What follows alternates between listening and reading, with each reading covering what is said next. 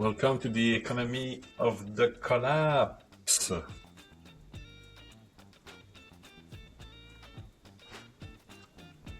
There's a moment in life of a country where decline doesn't come as a shock. Don't worry, this podcast will be bilingual, sometime in English, sometime in French, sometime both. That's kind of the nature of bilingualism in Canada. But as you notice, of course, my primary language is French. I speak English and Spanish too. But I wanted to talk in English for that new series because I think it's important that not only Canadians know about what is going on, but also our neighbor in America and other friends internationally that also speak English, and of course it's the international language. So I think it should not be also a shock that we choose to have this series in English. So the decline doesn't come as a shock, it comes as a drift.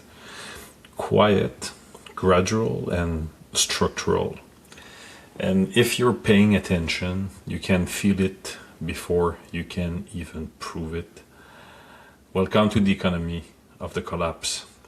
I didn't start this podcast because Canada is collapsing overnight. I started it because something deeper is happening. A loss of direction, a loss of coherence, a loss of truth between what is said and what is real.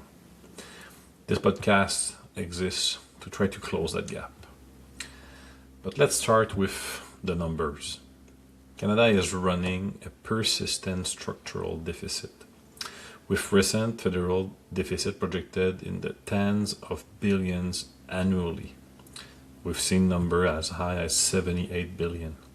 And long-term fiscal pressure continuing to rise on everyday Canadian. But the real issue isn't just the deficit, it's productivity. Over the past decade, Canada's productivity growth has stagnated, hovering near zero in recent years.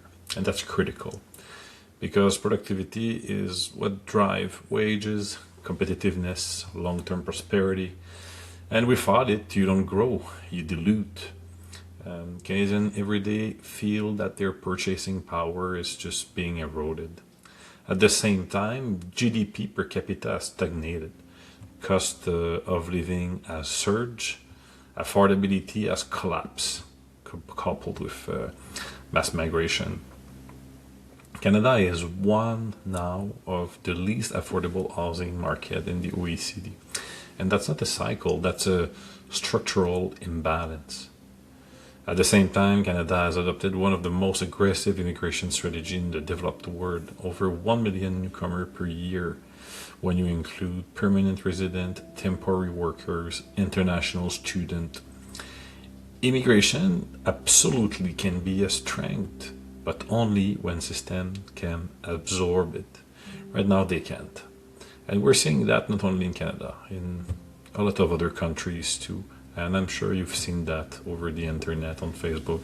There's reel from all over the world. There's podcasts all over the world talking about that. We're seeing everywhere housing shortage that are intensifying, healthcare system under strain, wage pressure in certain sector, infrastructure lagging behind population growth. And this creates a paradox. Population growth is strong, but quality of life is declining. Economic pressure rarely comes alone. It's often accompanied by something else. A shift in how power is exercised. In Canada, we are seeing increasing debate around regulation of online speech, something that might probably sound crazy for our American friend.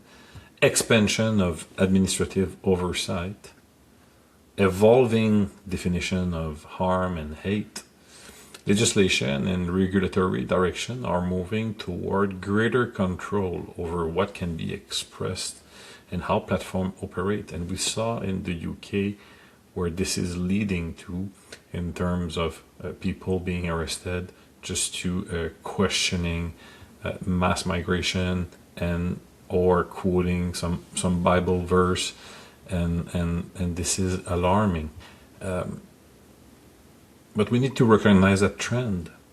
When systems weaken economically, they often compensate with control to divert. We're also seeing change in the relationship between the state and the individual. Policies affecting firearm ownership, financial oversight, regulatory enforcement, and gradually redefining where authority sits, not suddenly, but steadily. And this is where everything connects.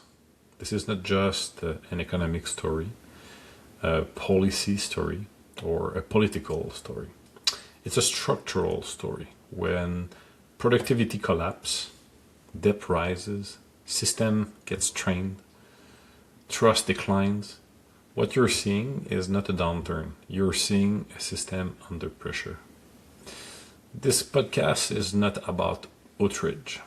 It's about clarity. Because if you cannot see what is happening clearly, you cannot navigate what is coming next. We are not at the end. We are at the beginning of understanding. Welcome to the economy of the collapse.